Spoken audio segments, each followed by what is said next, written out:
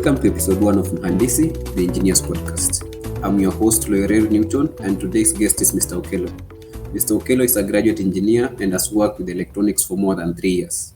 Mr. Okelo, please tell us more about who you are and how you came to be involved with electronics. Thank you, Newton, for the introduction and also for having me as your first guest. When it comes to electronics, I would trace my genesis to my love of mathematics throughout my primary school. And when I came to high school, I did find that I had an aptitude for physics.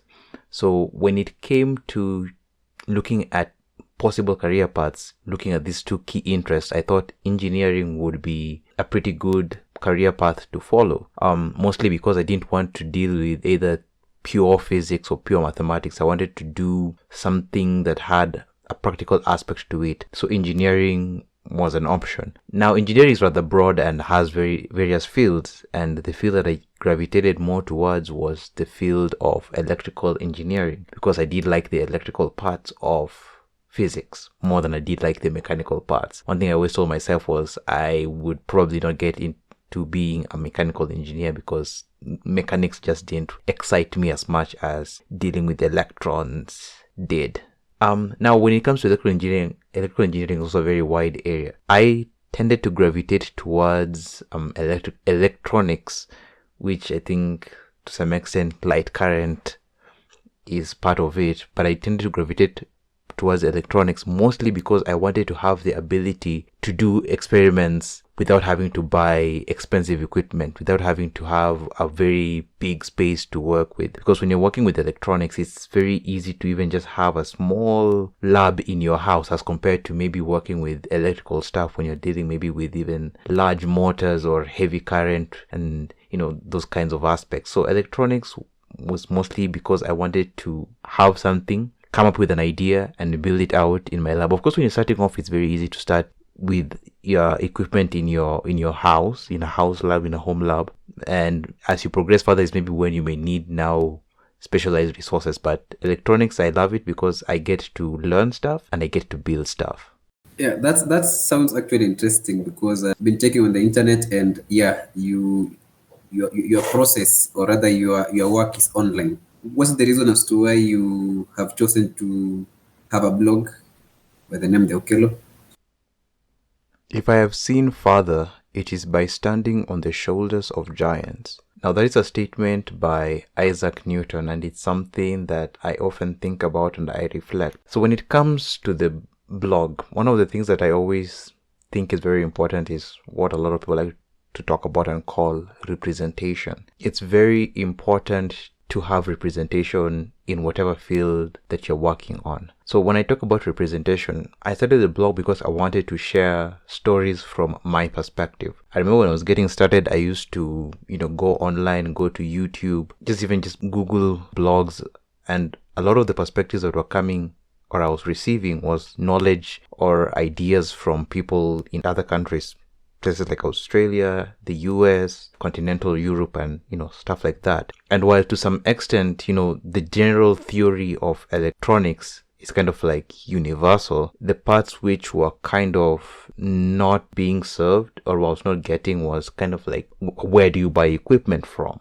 Stuff like that, and I wasn't seeing other people like me within the Kenyan space talking about electronics. So when you don't see that kind of representation, you start feeling as if this is not something for people like me to do. So I felt there was that kind of void that I wanted. So the blog is kind of like me being part of creating some kind of representation of the kind of person that I am.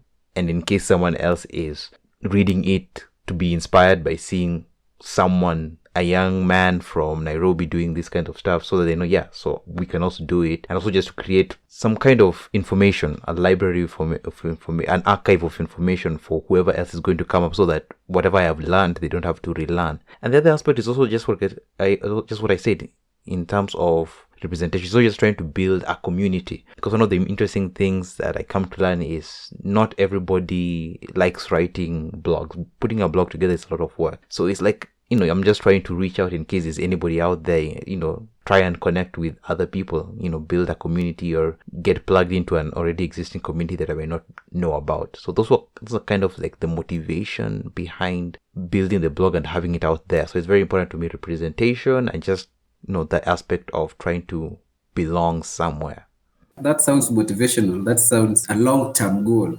Would you say that you have achieved, on the point of even having a community, that you have achieved that so far? On the aspect of community, I wouldn't say I have achieved it yet. It's still a work in progress. I mean, one of the communities that I see around that I really, really love, I really love how vibrant the whole software communities or communities that deal with software development, they're really vibrant, and there's so many and they're so varied. You have communities for Python, you have communities for, I don't know if there's any for Rust, but Ruby and stuff like that. So you have these different communities that are exploring various aspects of software. So you have different voices that enriches your life as a software developer. And I can think, even for instance, let's say you're maybe a Python developer and maybe you want to collaborate with someone else, maybe Ruby. I don't know the major difference because I'm not really plugged into software, but at least you have that kind of nice avenue or nice pool of talent to pull from. In terms of hardware, I wouldn't say I am yet where I want to be. It's still a work in progress because to some extent I can appreciate that hardware is relatively hard to get started with. The cost of getting hardware or getting into hardware, buying equipment and all that is relatively higher there as compared to something like software. You can get quite far with just your laptop. Yeah, so hardware is still not there. Of course, I'm part of there are some communities, but they're not quite as vibrant. But I am hoping to kind of like build it out. Sometimes they say you build the kind of things that you want to exist. So I'm trying. It's still a problem I'm still trying to figure out how to solve. But let's just say it's one of those long-term goals for me. So I'm just trying to get it up and running and get more communities to speak about even varied number of topics, because electronics is very, very wide. So if you can get a number of communities, not just one that deals with everything. So a number of communities dealing with different kinds of aspects in electronics, that would be very good for let's say for the country, but also for hardware developers, because you have now that pool of talent from which you can get assistance or you can even brainstorm your ideas. Fair enough. So where can people access this community? Or is it a closed community, or does someone have to get in touch with you to join, probably for electronics lovers? So I'm currently a part of two communities that I think I can mention. One of them is Arduino 254. It's kind of just like a WhatsApp group whereby people talk about just electronic stuff, sometimes technical stuff, sometimes people can go on rants about the state of electronics in Kenya or even in Nairobi. So that one is like relatively vibrant. And another one is Nairobi Open Source Hardware. It's a meetup group. It's on the platform Meetup, the app Meetup. That one isn't quite as active, but it's trying to get started and trying to get stuff done. So those at least are two communities that I would say people can try and venture into. I think I'll leave the links, can be included in the show notes so that someone can visit them if they would like to learn. But at least there's a place whereby it can get started.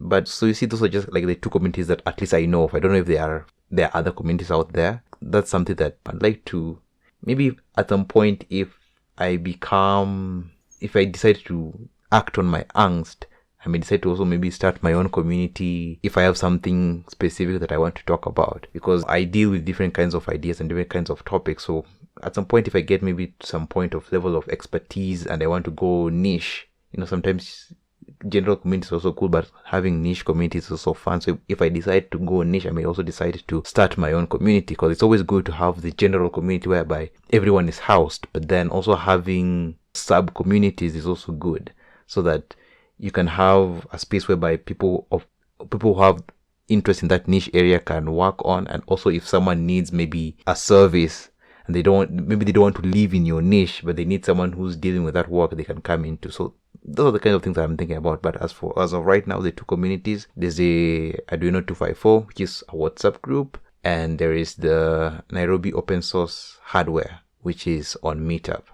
So we could actually say that Okelo is an engineer on a mission to build an electronics community within, in the minimal sense, to five, for that's the country Kenya. And just to proceed, so from your blog, you have a number of items here. And what's actually striking is the headings that you've chosen, and the variations in the projects that you're handling. How do you come to decide on the project that you want to partake in, or talk to us a little bit about the process that you arrive at saying, okay, this is a project I want to document. This is, or you document everything. So we can say that what you have put online is everything that you've done, or there are specific projects that you want to speak about them, and probably there's something to it that you want people to know about. When it comes to documenting a project, one of the motivations or one of the sources, it can come from a point of curiosity. It could be, I saw someone who was doing something similar and I was like, I'm interested in learning about that, and I learned something and I want to share it.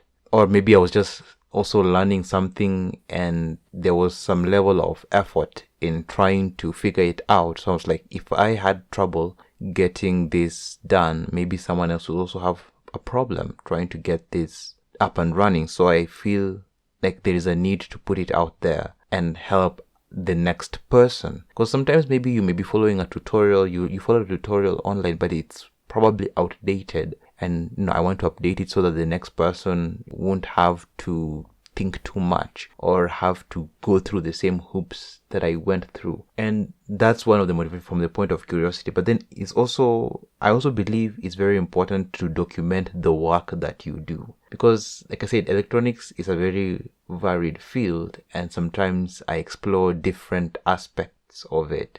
Sometimes maybe I may be dealing with stuff which is in embedded electronics, and then at a later point I decided to shift to something that's dealing with digital signal processing. And I want to remember my thought process, because when I'm working on something, sometimes I solve certain problems or I come up with unique ways or unique processes for me. So I learned something new and I want to remember it, so that the next time maybe I say, when I'm shifting from maybe digital signal processing and I want to get back to embedded systems, I have a map that I can use to get back. So yeah, when it comes to documentation, it's when I'm learning something, is this something new? Have I discovered something? Because one thing I also consider important is, even if most of the information you got from, it's just you got it from different websites or different books and stuff like that. If you aggregate that knowledge into a blog post or something like that, you have added new knowledge. That is new knowledge you've contributed, so that the next person doesn't have to go through as much hoops. So you document, these are the steps that I did and these are my references. So in case someone wants more information, they can go to the reference. So that's very important. And also just to help me remember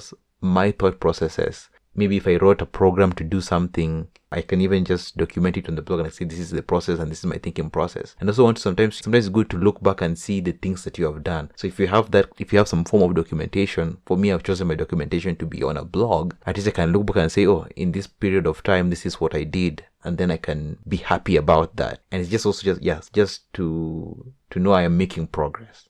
Okay, so we could actually say that there's several motivations as to why you partake in this project. One, or rather this electronics project that you're doing.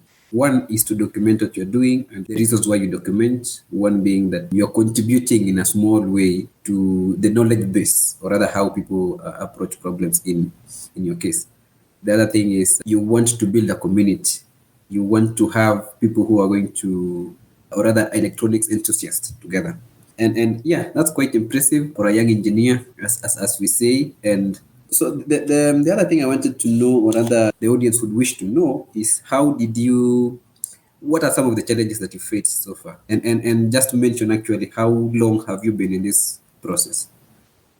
I have been working with electronics. I think I got my very first Arduino kit in 2014 from Nerocas. I think Nerocas was like one of the very, very first stores that actually made exploring engineering a very possible. So I got my first kit from them, and I just started exploring and learning more and more from a practical perspective using the Arduino. So the Arduino was like my very first microcontroller. When it comes to challenges, I think for me the major challenge sometimes is acquiring maybe the components that you need. it's pretty much okay when you're getting general components like resistors, capacitors, maybe some pretty common sensors. That's pretty easy enough. But as you start maybe diversify, maybe you need some obscure IC, maybe you need some obscure op amp that does something in specific that is not readily stocked. One of the things is now you may need to start looking at importing stuff. And that can get really frustrating. I mean, one of the places that I typically get extra components from is from AliExpress. And the reason why I like AliExpress sometimes it's kind of like makes sense when you're trying to get stuff in bulk. Like, for instance, I can easily get, let's say, for instance, a set of op amps. Let's just give it something like that. A set of maybe 10 op amps for, let's say, 200 Kenyan shillings. Whereas here, 10 would cost me maybe more than that. Could even cost up to 500 if they're selling an op amp at 50 bob. They're just not a researched figure, but just something like that. But now when it comes to getting it from AliExpress, while AliExpress may have a better deal, the time it takes, it can be very frustrating, especially when you're in your development work. Because, part of electronics, you design you can prototype your work on a simulating software. One of the simulating softwares I use is Proteus. You can do the calculations and you can have it all mapped out. Theoretically, it works. But then you also have to test it, have that practical test on a breadboard to see maybe are there any cases that I did not consider. So trying to get components, when you need importing components, it becomes very frustrating. Sometimes you have to wait for 2 weeks. Sometimes you have to wait for 4 months. I think there's a component that not for 4 weeks, let's say a month. And there's a component that I think I had to wait for 17 weeks.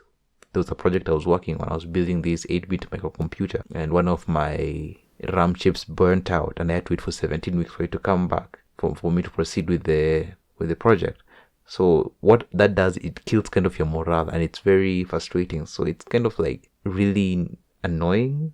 And it's something that I would really, really hope in future gets resolved somehow. I don't know how it will be resolved, but if that can be resolved, it can make designing electronics way much easier. The other aspect that is challenging is you can always get started with the Arduino kit, and you can do pretty basic stuff, get started, warm your feet in the field of electronics. But as you get more and more advanced, then you start getting into requiring more and more advanced equipment. For instance, when you start dealing with signals that are changing very, very fast, you will quickly realize that your DMM cannot help you in that instance. Now you need to buy something like an oscilloscope. An oscilloscope is relatively expensive. Of course, now if you even go further, maybe you need a function generator, maybe you need a spectrum analyzer. So when you start dealing with those ones, now it starts becoming more challenging. And maybe in such cases, you may need to, if you're in school, if you're in campus, you can use the school equipment. But then maybe if you're not that lucky, you may need to probably look for a makerspace or something that does that or has those kinds of equipment. So for me, I'd say those are the two challenges, those very long lead times when it comes to trying to get parts or importing electronic parts, and now the cost of equipment, the deeper you get into it. And maybe when it comes to cost of equipment, maybe another slightly annoying bit is when for instance, if any of your components fail. Like, for instance, they say you imported something, a module from China, and then it fails. Then you have to wait to import another module. That can also be very annoying. So it's kind of like an inconvenience. I'm currently adjust to living with it, but those are issues that you really, really hope as this field matures or as it evolves within the country that they can be improved upon. Okay, so if you had a chance to speak to a would-be person in authority, say a government official, what would you tell them as far as your challenges are concerned?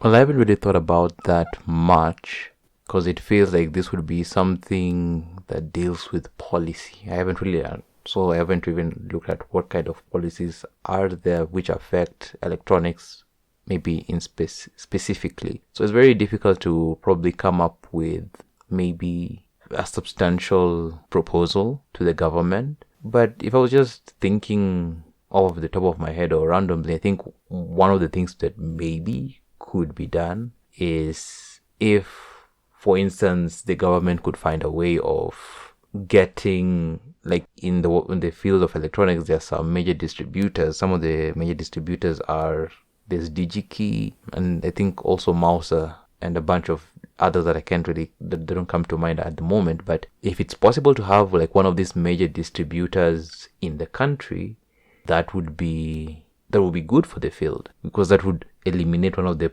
pain points that I talked about, trying to get components or specialized components. Because if the lead time for getting components is shorter, then it's much easier to do the development. It's much easier to prototype your work. So something like that could work. Maybe another one is kind of like, let's say if government was like super ambitious and they're like, all right, what we can do is, what if we found a way of generating or creating something like a PCB factory in Kenya, so that we can be the leading region when it comes to electronics, so that other regions, places like even Tanzania, Uganda, Rwanda, can be coming in and and manufacturing their PCBs in the country. So that also can help in boosting the electronics field in the country. So such kind of things are what I would think about. But if you ask me how to get it done in detail, I won't really have a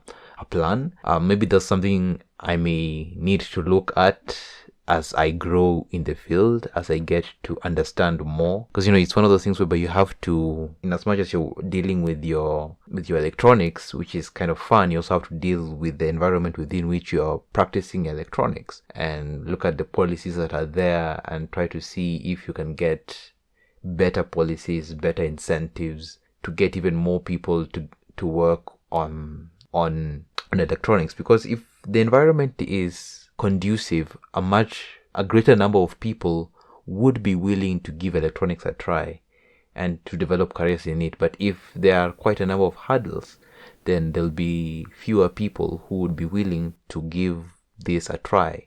They'll be like, yeah, electronics is too difficult, too expensive, let me work on something else. So those are things that I would think of as that would probably help from a governmental standpoint. But it's still something to think about. May have a better answer if maybe you ask me in a couple of years. Okay, fair enough. Fair response and a detailed response actually to the government. Yeah, if you go back a little, we know that, you've been in school for quite some time. That is the University of Nairobi. Do you think that new schooling, the University of Nairobi, had an impact in your electronics journey, whether good or bad? Yes, I'd like to say yes. The University of Nairobi did play a role in the development of my electronics, or played a role in me developing an interest or developing my skills in electronics. I know a lot of people always like to complain about universities and stuff like that, but for me, I always try to look at the good in most situations. While there is still a lot that can be done to improve even just the university as an institution, I still think there's quite a lot of good that can be reaped from it. But one of the things that you have to be cognizant of is sometimes you have to be intentional to make the most out of whatever opportunities you're given. And by that I mean simply this. One of the things that I knew I was very conscious about going into the university was that I wanted to develop my electronic skills, and part of that was I also, like I said earlier, I love the practical aspect of engineering. That's what drew me to it. So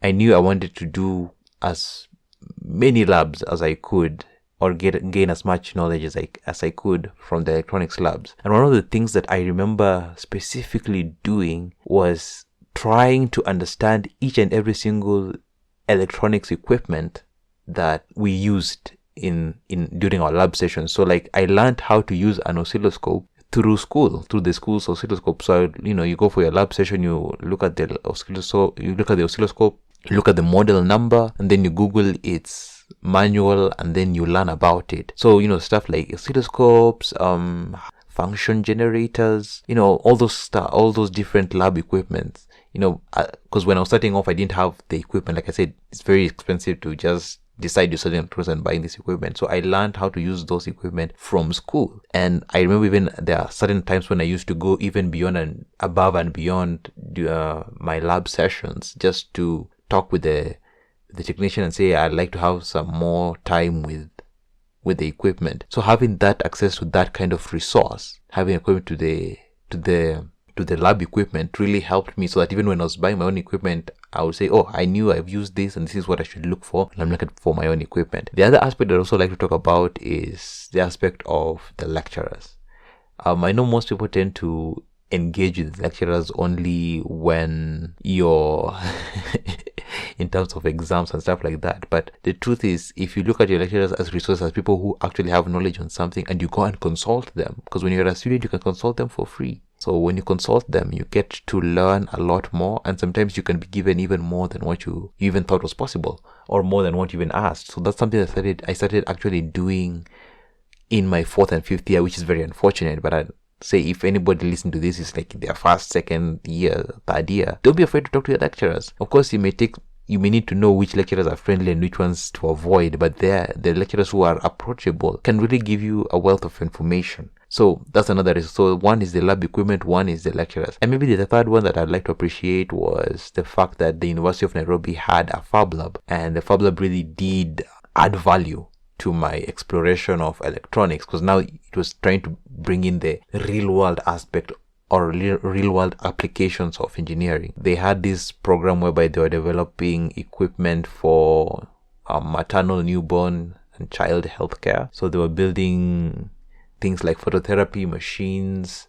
I don't know, there were also some projects on stuff like even incubators. So now getting to be involved in kind of a space and seeing how electronics is integrated in solving problems, it really did help in growing my perspectives. And they also did have quite a number of trainings on also just like how to work in a team, and it was also a multidisciplinary team, and even just a couple of lessons on how to develop your idea and deliver it to market. So yes, I'd say the University of Nairobi did help me, and it kind of like was a catalyst in my journey in electronics.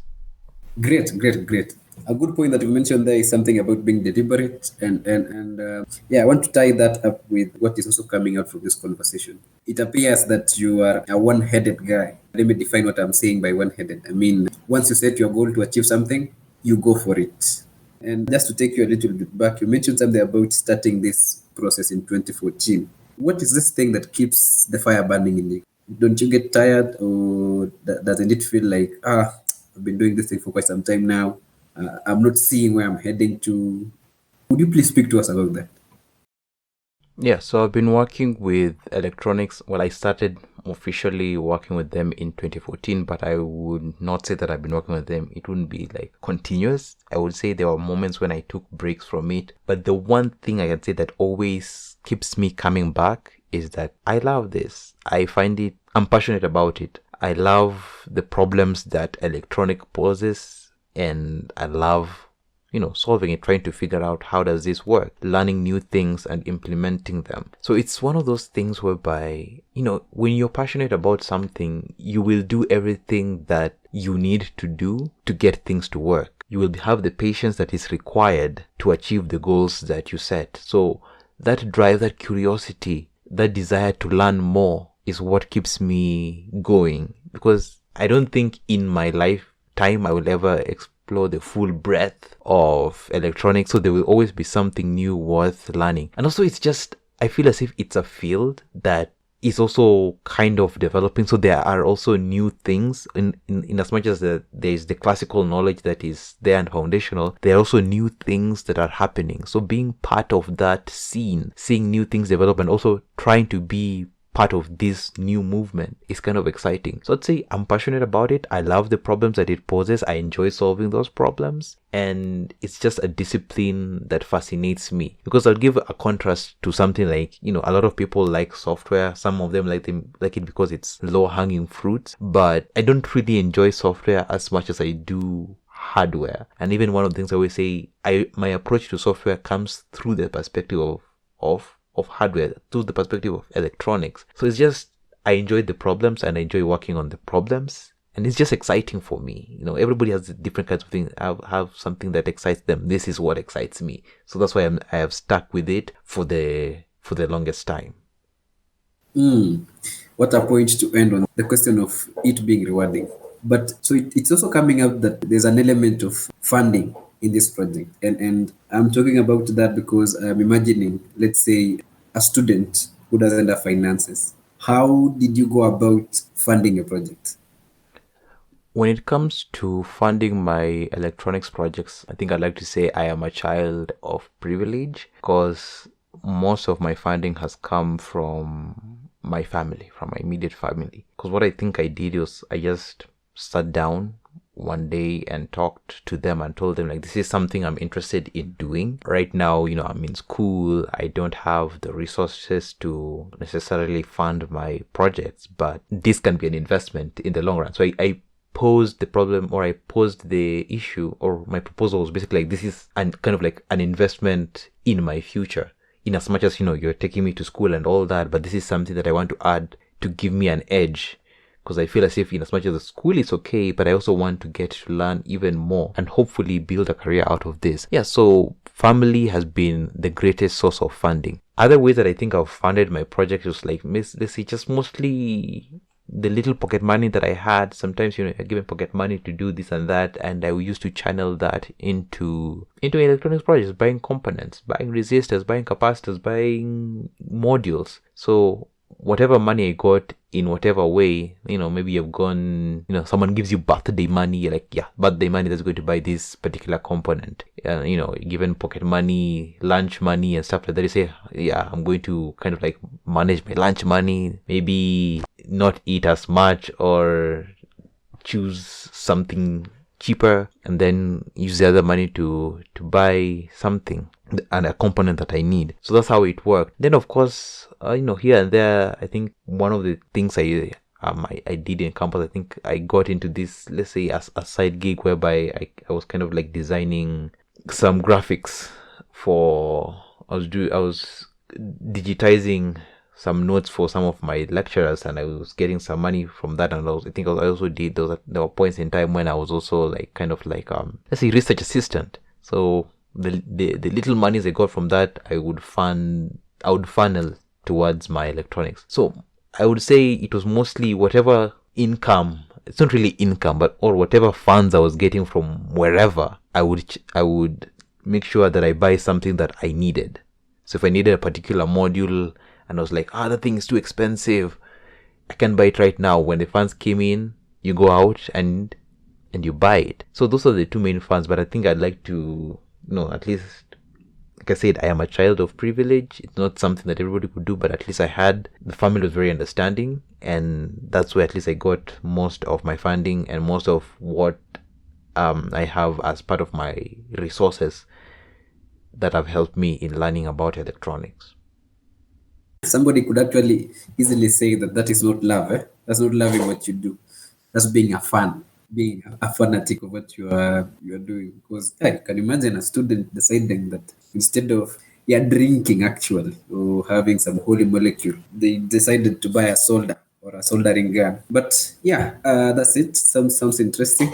And just to know, did you have? Okay, actually, let me ask these two questions and to proceed. Question number one would be, have you found it within yourself at some point in time to probably get discouraged or feel like, I can't do this thing anymore? And two, have you, in the projects that you've done, obtained monetary reward? When it comes to discouragement, I think the major source of discouragement is when you're busy working on a project and maybe a component burns out. That's usually one of, like, if one of my components fails, one of my modules fails when I'm working on a project, that is very, very, very frustrating because it kills your vibe. It kills your state of flow. And you have to be like, now I have to spend more money, or even I have to wait for this replacement component to part now, and then I have to shift my mind from thinking about this to thinking about something else while I wait for the component to come. So those are like moments of frustration. I want to say I would be so disappointed that I feel like I don't want to do this anymore. It's just like moments of frustration when you're just working on something and then something fails and you get like, why did this happen? So so there have been moments of frustration, but there's never been a moment of like, I don't want to do this anymore. Because like I said, it's a long-term goal. And in any journey, there are always going to be ups and downs. And you have to be in it for both. You can't just be like, I'm just here for the ups. And whenever the downs come, I'm like, no, I'm not dealing with that. So you're dealing with everything. In terms of monetary rewards, I think that's an area of which I now want to start exploring, because most of what I've done is mostly, I would say it's kind of like, I would call it rogue academic, because I don't deal with it in the rig of academic, but it's just like mostly trying to learn things and documenting things that have been learned. So just trying to understand more about electronics, but I haven't gone out and be like, yo, I'm doing this project to probably sell or something. I haven't done that. In terms of maybe just getting money for my knowledge, I think there have been instances whereby when I was in campus, I helped out a couple of people with their projects, in the sense that someone was like, I remember there's a time in campus when there were a couple of people who were dealing with some things that were I think there was doing some image processing sort of project, and they needed help in that aspect, at least in the image processing area. So I was just like, yo, I can help you, but you gotta give me something for my efforts. So it's not like I wasn't really doing the project for them. It's more like I was looking at it more of consultation fees, because my logic was basically like, I have spent, because learning whatever I have learned in terms of electronics, or even in this particular case, like dealing with now at least image processing, it's like I spent my own extra time outside of schoolwork. So this is not like things that were in the curriculum. So at least it's either you go and learn that the hard way, or you can pay me some commission, basically like some consulting commission, to give you, to at least help you fast track in your knowledge. So that's how I was looking at it. And yeah, it was just I wasn't charging too much, but it was just something to get extra money to buy components. Like, I said, like, whatever money I could get in other miscellaneous sources. So yeah, so that's the much that I have done to get money from my electronics endeavors. But of course, like I said, I want to make this a career. So the next part, or what at least I'm working on now, is the question of how do I get paid to do this? Like, this knowledge has been acquiring over time. Now I need someone to pay me so that I can make a living out of this, because life is not for free. So yeah, so that's how, at least when it comes to getting monetary rewards, has been. It's an area which I have not fully explored, but now I would really like to explore it further and put my talents to good use. Okay, great. Yeah, you mentioned something about, say, somebody in the final year asking for help, and I wanted also to know, how did you arrive at the price tag that you gave for yourself? Being compensated for your time. Did you have a formula to use on that, or you just gave an arbitrary figure and said, you're going to give me X? Well, when it comes to the times when I was charging for helping someone with their final year project, I think I didn't have a rate, because I didn't really consider it as a serious endeavor. I just looked at it more, it was a question of what did I need at that particular point in time, and whether I could get some, or like, let's say I was trying to get, let's just use the simple case of the soldering iron. Maybe I was trying to get I was trying to upgrade from a soldering, just a lone soldering iron. I wanted to get a soldering station. So it's like, I have this amount of money. Maybe I need this extra to add to the balance that was remaining. So that's kind of like what used to be the motivating factor. Because honestly, I don't like helping people too much when it comes to doing their projects. I feel as if that's kind of like fraud. So I didn't really take it that seriously. But it's just like, if I am consulting, in the sense that I am giving you,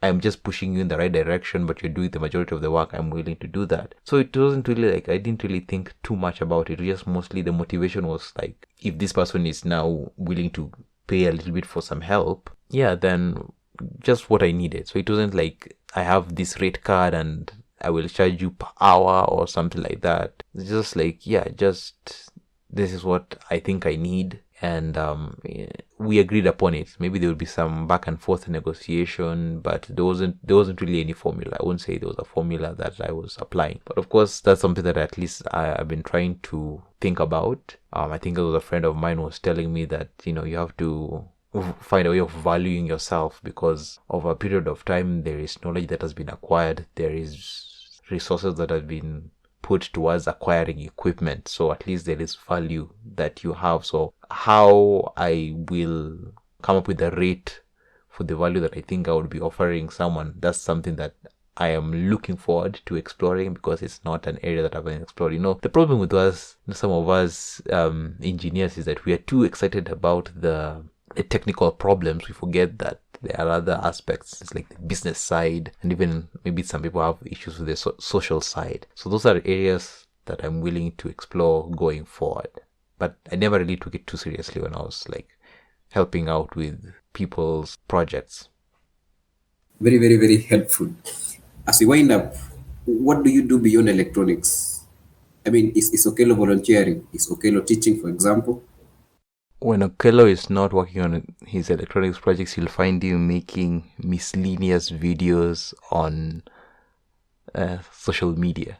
I don't know. I kind of find the art form of filmmaking to be very intriguing, and I like how you can tell a story in the form of film. So I just make certain short films. Of course, some of my short films are kind of like around electronics, just because I'm trying to kill two birds with one stone, learning about making, I don't know, let's just say short form content. I don't want to call them films, because I think the term films is very revered. So I just make short form content, and just for the fun of it. I don't know, in terms of volunteering, I wouldn't consider it volunteering right now, but I think when I was a student, I used to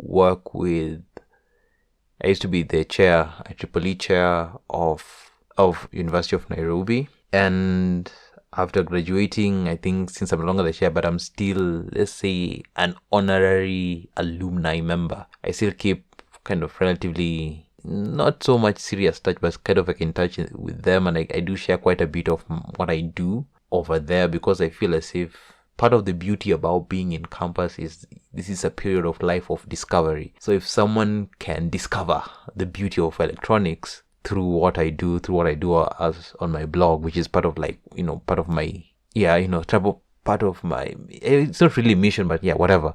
If someone can discover electronics through my work, that would be something that, I think would be a plus. So that's at least the level at which I'm kind of volunteering. Maybe in future I should look for more volunteering opportunities, but for now, it's not like full-blown volunteering, but it's kind of like some aspect of volunteering. Since I'm volunteering my time to, if someone like asks questions, I give them answers, and I point them in the right direction if they want to learn more about stuff that I've talked about. So that's what Okelo does. Of course, there's so many other things that I do, but that's what I want to, at least I'd like to talk about. Well, thank you so much. Thank you for the time, Mr. Okelo. And it has been a wonderful interview. I mean, I'm hoping that the listeners will actually learn one or two. Thank you for having me. You're welcome.